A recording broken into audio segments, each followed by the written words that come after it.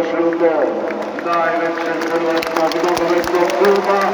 Dobrodošli na Poljudu. Pred nama je prvenstveni susret između Hajduka i Istre. Gosti nastupaju u sljedećem sastavu. Na golu sa brojem 21 Bajkić, 2 Bujber, 4 Mlinar, 5 Kaseres, 7 Blagojević, 8 Galilea, 17 Mahmud, 23 Beljo, 32 Rovis, 39 Petković i sa brojem 44 João Pedro. Gostujući trener je Gonzalo Garcia.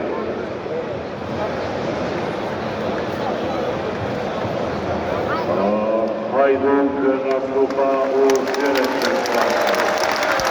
Na vratima, za brojem 91, Lauren Ojković, 3, David Sopka, 6, Marko,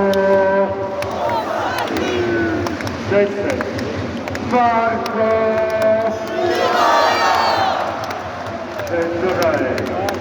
Lukas, 19, Josip,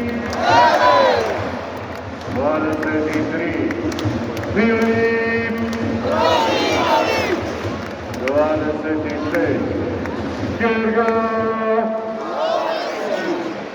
27, Stipe, 90, Marin, i sa brojem 97, Francisco, za klubi Hajduka je Vlada.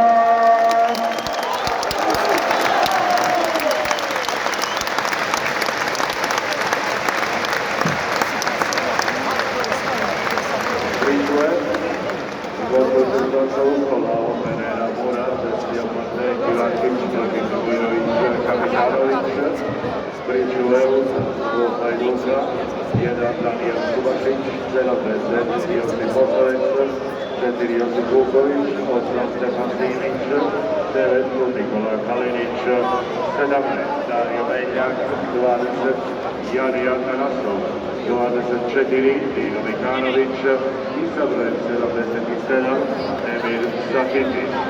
Suci ove utakmice, glavni sudac Tekolović Čakovo, prvi pomoćnik